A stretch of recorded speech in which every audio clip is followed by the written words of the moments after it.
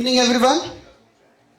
My name is Ajit Dive and on behalf of Tata Telebusiness Services and UBS Forums, I welcome you all for this exclusive gathering of senior leaders on future of digital connections, technology priorities for the agile resilient enterprise. First of all, thank you very much everyone for sparing your time and joining us for today's session. So let's get started. By 2022, 70% of all organizations will have accelerated the use of digital technologies, transforming existing business processes to drive customer engagement, employee productivity, and business resiliency. Large enterprises are reinventing their business models to move forward. There is a need for many companies to build the competencies they wish they would have invested in before, to be more digital, data-driven, and in the cloud, to have more variable cost structures, agile operations, and automation to create stronger capabilities in e-commerce and security. So in today's session, we will have conversation with leaders who masters business agility, sharing examples from their professional life on how they have undertaken digital transformation journeys for their organizations. So to set the tone and take this discussion forward, I would like to invite our first keynote speaker for the day, who is Mr. Navin Nathani, General Manager and Head IT Projects and Transformation at Hindalco Industries Limited. Giving a brief, a digital first enthusiast and techno-functional IT business leader heading digital transformation and process excellence initiatives for 20 years, fueling value creation through the integration of digital and business processes, leading digital transformation and newest digital initiatives for manufacturing, FMCG, consumer durables, shared services, insurance, and IT organizations, saving more than $35 million. Also, he has shared insights and learnings as a speaker and panelist at various leading digital transformation industry events, seminars, summits, and coaching talent. Please welcome Mr. Navin with a huge round of applause. For this, I hope I am audible. Good evening, everyone. I'm very glad to be amongst all the industry stalwarts here, and I think we have a great lineup of speakers. And definitely, I see that we have a lot of engagement in this entire conversation. It's not a one-way communication that is there. I want all of you to be engaged while we are kind of talking on this topic. I think this is one thing which is very close to all of us. I think all of us are driven so digitally that almost about 70 to 75% of our time every day goes in some or the other form of digital intervention that we see. Right? I'm sure that many of you would agree that the first thing that we do is start the day on a digital platform. So the clock that rings in the morning is set up on our phones, and then the day kind of starts, and then you have your schedule lined up, and then you have interactions, and then your social media kind of comes into the picture. So your day kind of starts off on a digital note, I would say. And this is something very similar, that is kind of observed across industries and across organizations that are there. This is something which was a quote that I was reading the last week, and it really kind of resonated with me in terms of the amount of communication that we receive every day. Okay, the amount of tweets that we get, the amount of comments that we receive on social media, and this this thing that speaks primarily says is the communication channels are abound, but connection is harder than ever, right? Do you agree or what do you guys think? Yes. Okay, some very low response there, but hey, I try to kind of make it more fun and exciting over a period of time. So on that note, per se, I just quickly walk through a very interesting interaction that happened, and I think the topic that we're kind of talking about is the future of digital connections for enterprises. Okay, how is it that we connect with these digital platforms or these digital interventions that are embedded into our daily lives, right? So So and this was something that just happened yesterday, and I said that it would be a great idea for me to kind of share with you that what happened yesterday. Okay, so everyone can just see what is it that is there, right? I hope it's visible. It's a virtual reality world, right? So what I have is a virtual reality device, okay, and this was something that was just very common. I went to one of my friends' daughter's birthday party, okay, and apart from all the fun games and the events that were kind of happening, they also had something like this. And initially I was like, okay, now what is this? I've heard about it, I've seen that in our organization, but I was like, let me kind of experience it and see, what does it really do? And what it did was, over the next, about 5 or 6 minutes of that engagement that I had, I was completely sold off to the endless power of what this virtual reality world can do with us. You're really into another world, and you don't have any other digital devices. All you can do is just see the kind of game that you're kind of playing, okay? And I will play that small video. Maybe I hope it helps you all to kind of resonate and connect. And I think this is really the digital connection that we are kind of building in our day-to-day lives that is there. So I would just request to play the video. You may have to.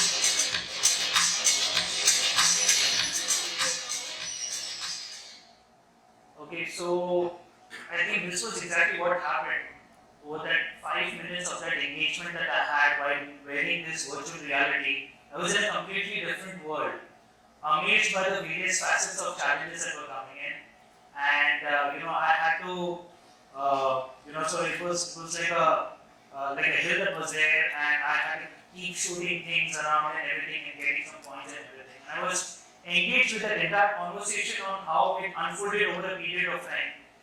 And at the end of that 5-minute interaction that I had, I was surely convinced that, guys, this is something which is very powerful, right? This is something which can really impact the way we connect with our consumers.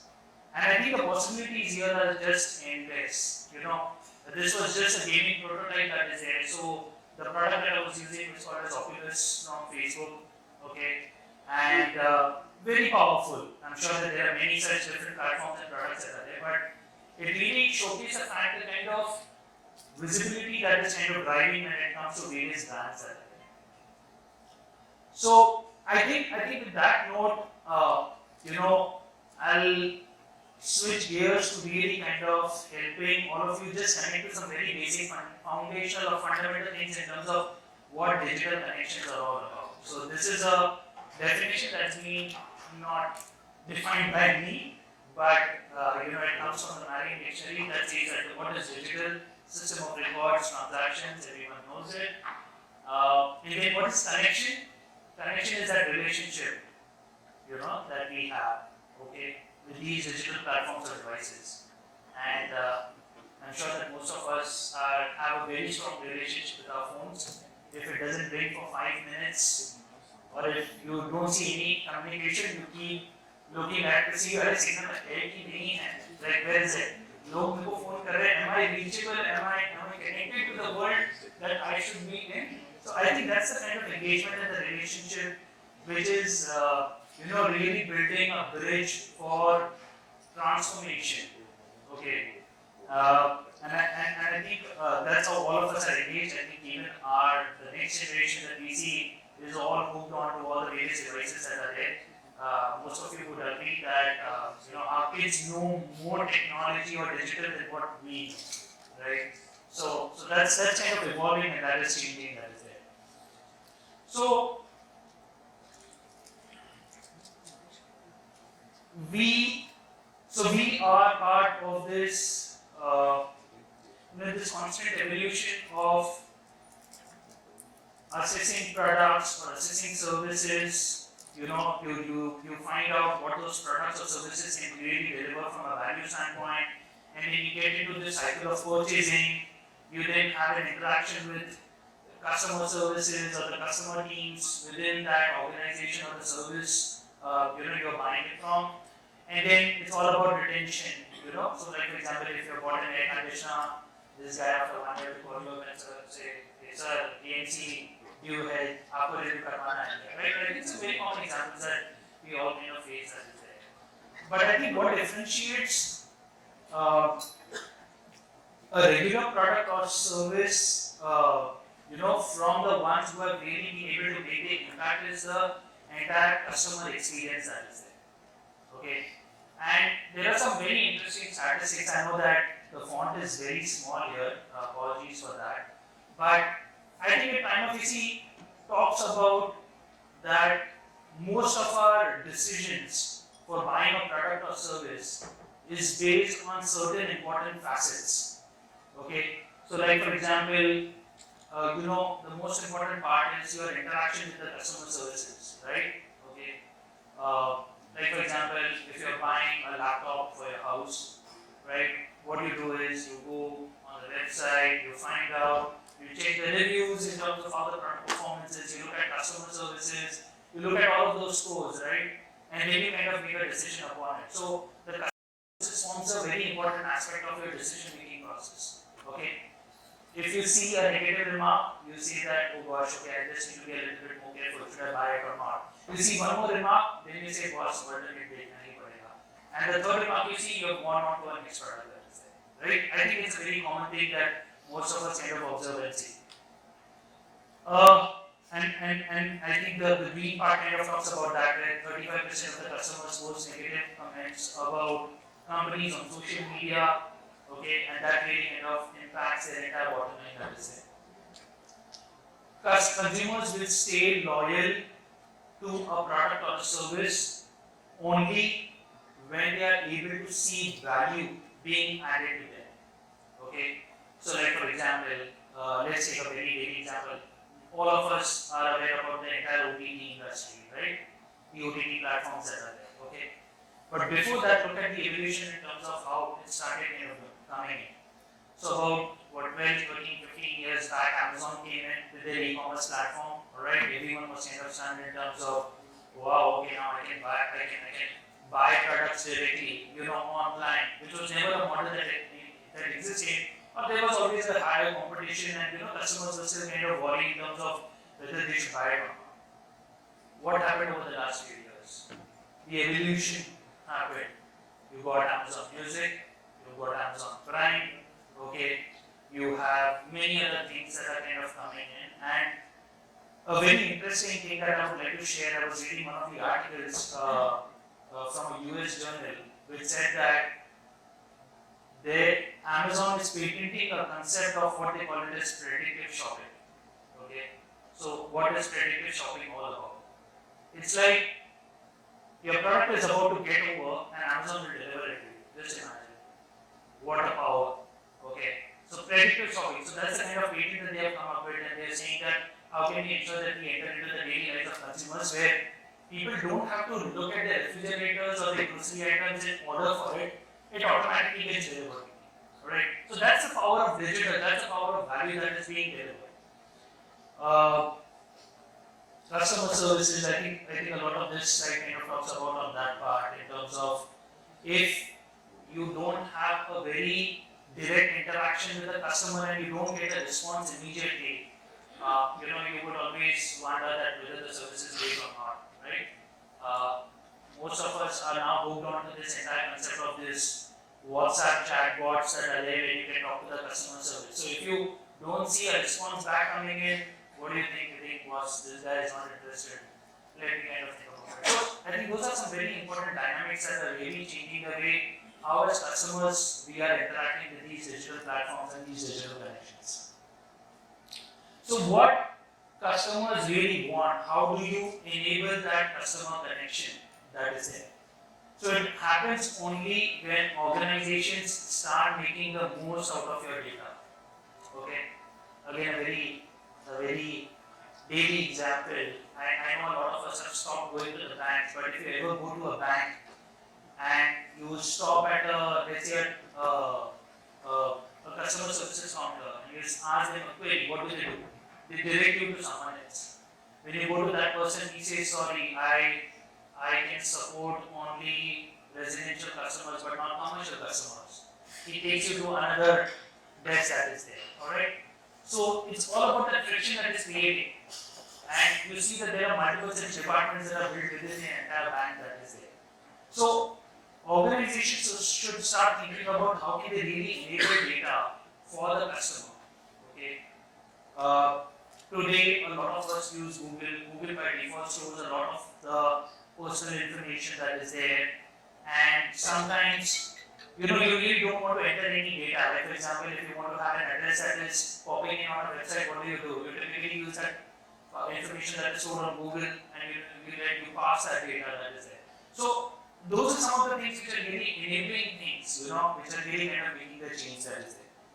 The second thing is create an excellent customer experience. Customer experience doesn't come just by saying that a customer is important, but really going down into the customer's shoes and really understanding the pain points and challenges that are there. And I think this is one area where organizations really need to focus upon. You can't be sitting in boardrooms and deciding a strategy in terms of what a customer wants. You really need to get into the customer's house and really kind of understand what do they want. And that's the way how you kind of make a product very powerful or your service very powerful.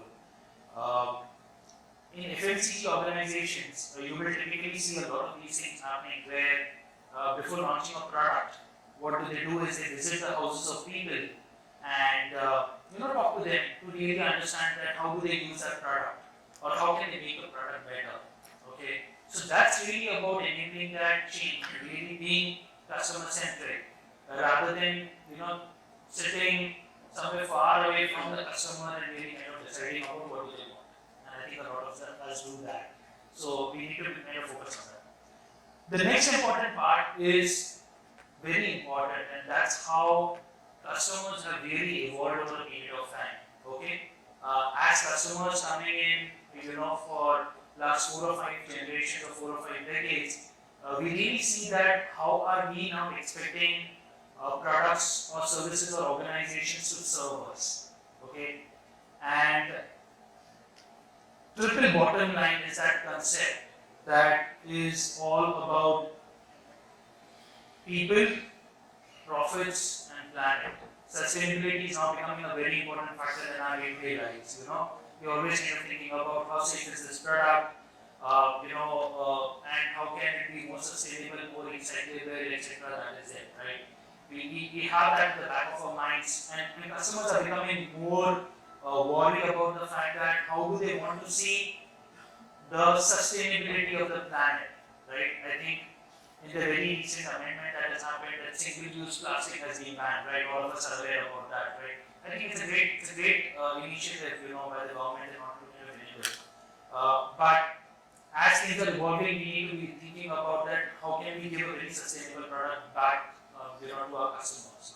And I'll talk a little bit about it in terms of how our organization is enabling it.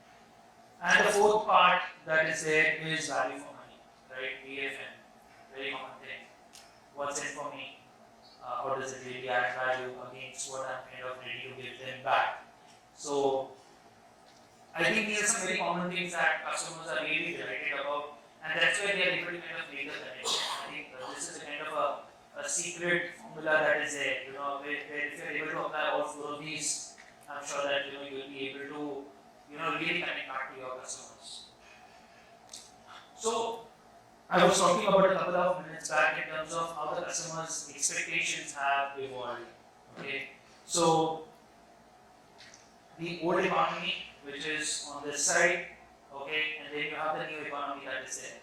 So earlier, when we used to buy a product, it was all about conformance to quality, okay, whether the quality fits into what I'm kind of expecting, does it really give the kind of outcome that I'm kind of looking at, delivering what we promise, meeting the standards that are there. And over a period of time, it became customer satisfaction, okay, providing what the customers want and responding to customers. I think that response to customers really enabled that customer satisfaction. Okay, most of us would remember that. Okay, and again, this is not something that I want to badmouth about, but MTNL, right? Most of us had MTNL connections. Remember the kind of pain that we all used to go through to log a single complaint. I still remember that when we had booked the first landline, it was a waiting period of like some 2 years. That is it. And after 2 years it comes in and it still doesn't work. And then you wait for 6 more months till the landline really starts working and you hear the first ring, right? So I think we started kind of realizing the fact that how slow is the response, they are not attending to our complaints, and complaints kind of became the buzzword at that point in time. That over a period of time evolved to what in the recent times is all about customer loyalty, right? How loyal is the customer to the organization? So we started kind of looking at what competitors are doing. How can we be better than them when it came to a product or service? We started measuring key drivers, and we also started understanding how to retain customers, because by that point in time, we realized the fact that it's very easy to lose a customer, but very difficult to gain a customer, right? We all know the amount of money that is spent. So there were some statistics in terms of customer acquisition, and this was quoted by one of the leading, big four consulting organizations, that an organization spends anywhere about 2 to 3% of their revenue on acquiring new customers. That's quite a big number. While the percentage looks too small, but it's quite a big number that is there, the kind of impact that it has. And then, in the new economy, we started kind of talking about customer value. Okay, what value do we deliver? How can we ensure that the customer is really wowed by whatever we kind of offer? So we started aligning the organizational goals to sustainability. We started thinking about how can we demonstrate value and make it very easy for them to absorb that product or service into their daily lives. And as organizations, we started measuring a lot of metrics like customer lifetime value and all of these various metrics. So that's how, as the economy has progressed, as the globalization has evolved, we are now into this new stage.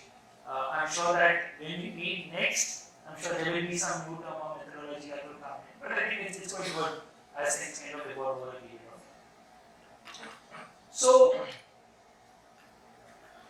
what is the approach, or what are the mechanisms through which organizations can really build connections in the new world? That is where there's this small concept of reset, reload, and retool. Okay, so resetting is all about looking at the customer and saying that what the customer really wants. Okay, so reimagining future. A lot of our organizations would have this as a buzzword. Reimagine future as something which will really kind of transform the way the customers interact with us.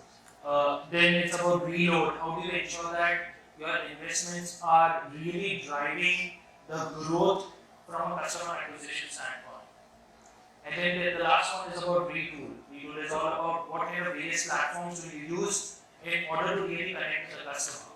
Okay, so how do you use the various digital platforms and the interventions that we have? How do you ensure that you have secure data? I think data is now becoming the buzzword. when we are talking about digital transformation and how these digital connections are enabled. And it's all about driving and enabling experiences that is there. Okay, so it's all about giving a very frictionless experience that is there. Look for a classic example that we have in our daily lives, the UPI, right? It's such a simple, easy to use platform where you can just transfer money from one account to another in real time. I think that is the power of how that has enabled everyone's lives. Okay, so I'll talk a little bit in terms of what are we and what do we do, and some very interesting statistics. So just to ensure that everyone is on the same page, I'm part of Hindalco Industries. It's part of the Aditya Birla Group, and we are the leaders in metals and mining. Okay, so we are the biggest manufacturing company in the world's largest flat rolled products player and recycler of aluminium. So right from the time we mine bauxite to processing it into aluminium to flat rolled products, what we call as a downstream product, to creating foils and all of the various things that are used today, including the cans as well, the Coke and the Pepsi cans and other things that are there. So we kind of help in all of those aspects. So about a couple of years back, we acquired a subsidiary called as Novelis. Novelis is the largest recyclable plant in the world. Some statistics on that, last year, we processed about 75 billion cans. We recycled 75 billion cans in order to ensure that we are still sustainable. And by the way, a lot of us would not know that aluminium can be recycled in number of times. So I was just reading some statistics yesterday. In the US, 75% of the aluminium that was plowed about 3 decades back still continues to run in the existing system. So that's really the power of recyclability that is there when it comes to this specific metal called as aluminium. We are using aluminium across different sectors that are there, right from your window frames to power conductors to aviation as well. That's a new subsidiary that we have recently started, and we have entered into a couple of aerospace agreements as well.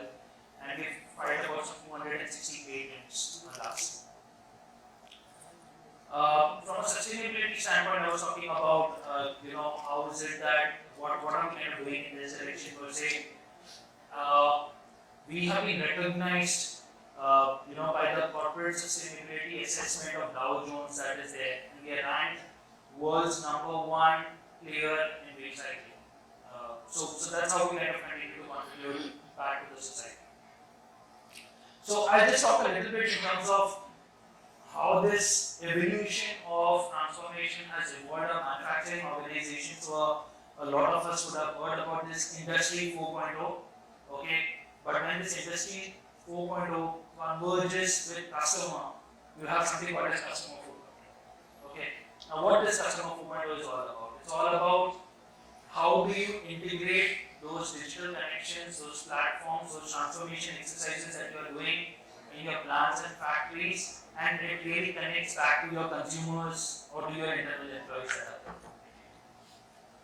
there. So here is some framework in terms of how is it this customer 4.0 comes into the picture. You have got the shoppers who typically are ready to buy anything at any point in time, anywhere, whether it is online, offline, that is there. And they are really at the center of really making that decision. And then you have these customers who really are very clear in terms of how do they want to really interact with the organization. So, like for example, they don't want I would call it as they want to maximize the freedom that is there. They don't want to be tied down by the rules that are there. They want to maximize the gains that are there. The value for money concept that I just spoke about a couple of minutes back. And then they also want to maximize the speed and the agility that is there. Okay, and I think Amazon Prime to a certain extent does that.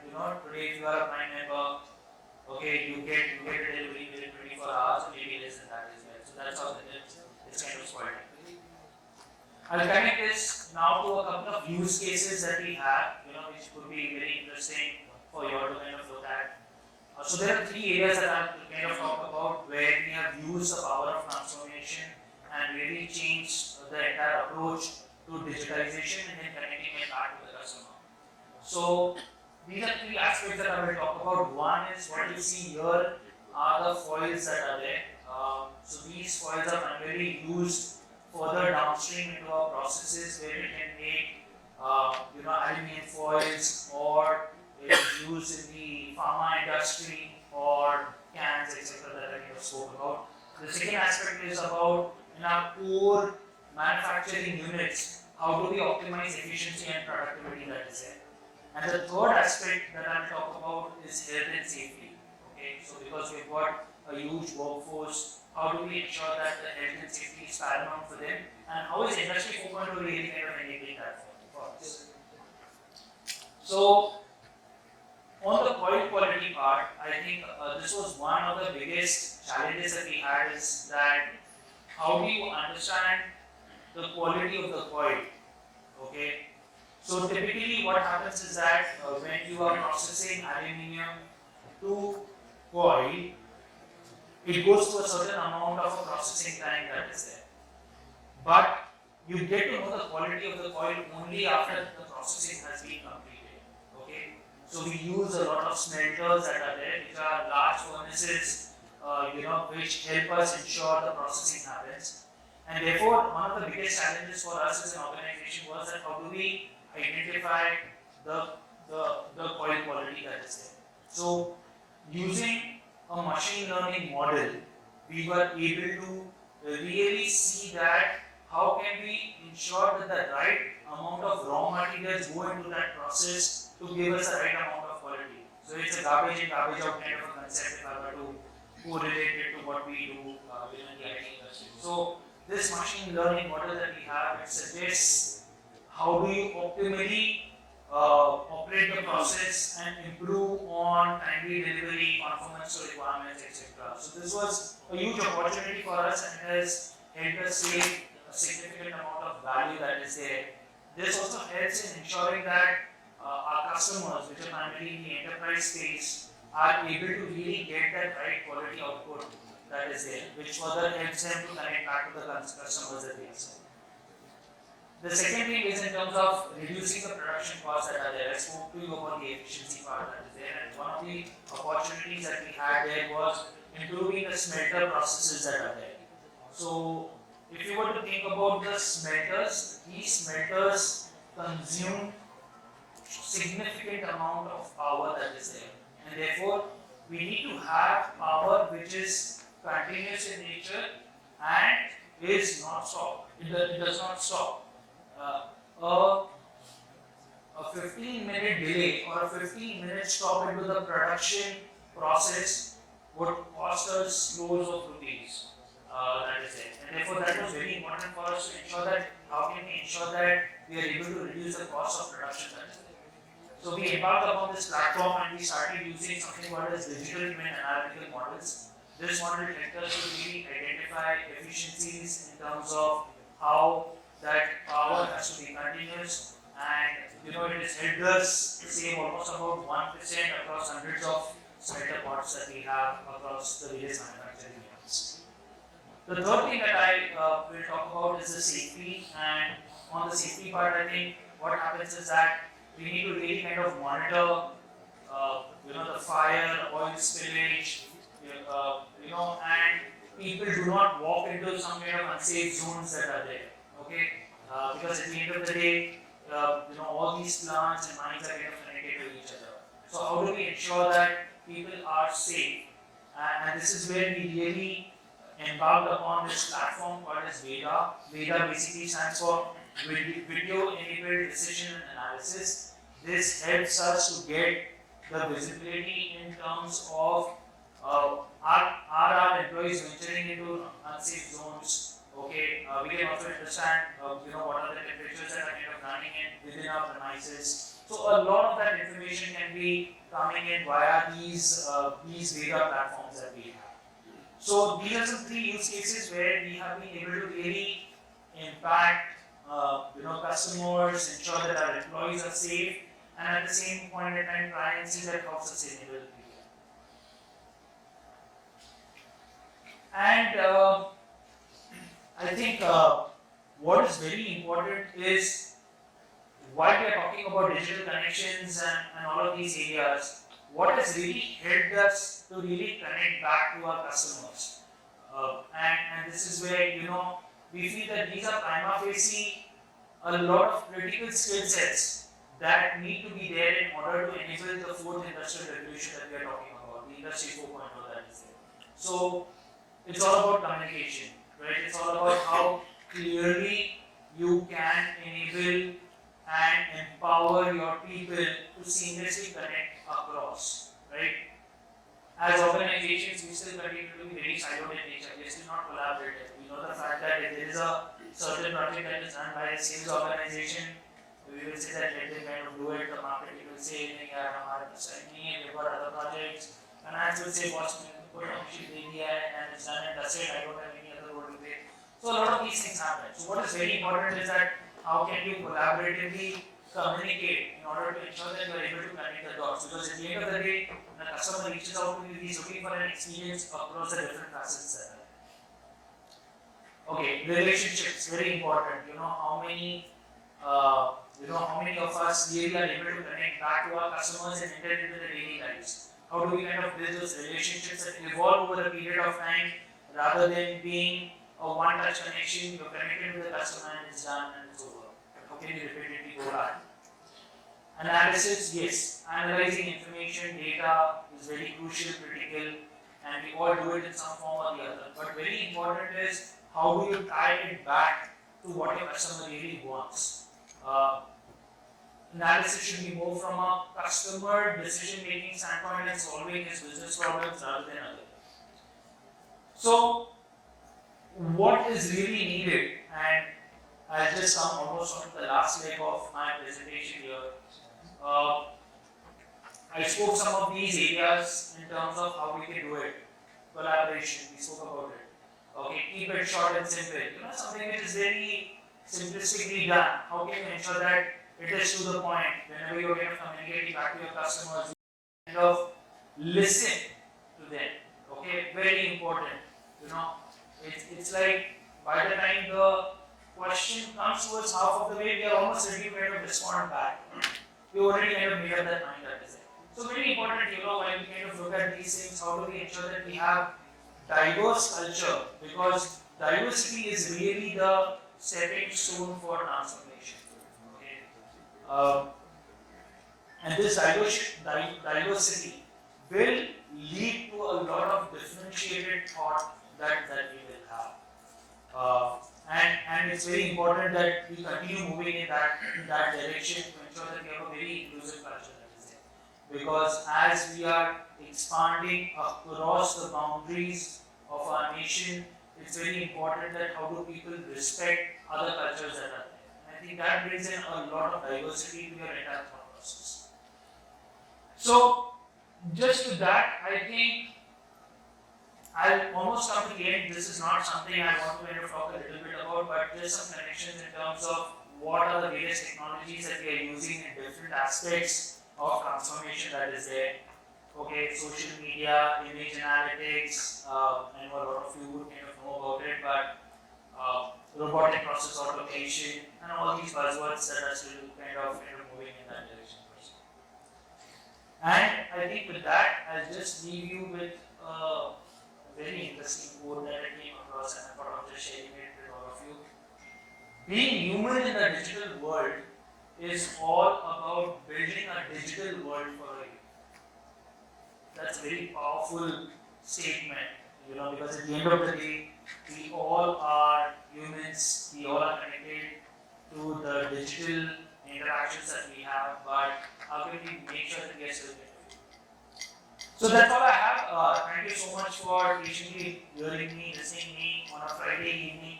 I know we are almost kind of getting ready for the next part, but maybe we have any time for questions or something.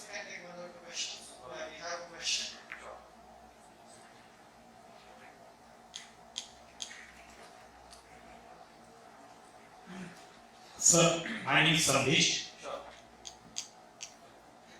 Sir, A category people already have a digital mobile, but village category means rural category people don't have any that type facility. So what is about that? Alright, so I think that's something that maybe the government official can answer. I cannot answer a lot on that part, but what I can definitely say is that I think there are some statistics that are proving this theory vice versa. So last year, I understand Flipkart had a big billion day sale, and the statistics revealed that about 35 to 40% of the revenues came from tier 2, tier 3, and tier 4 markets. So that itself kind of talks about the fact that how are they engaging with the consumers that are there. While there are challenges, but I would say that the evolution of digital transformation is at a steadfast pace when you look at these villages or these tier 2, tier 3 cities that are there. And they are really transformed. I think that's all I can say. Yeah, thank you, sir. Thank you very much for your presentation. Please have a background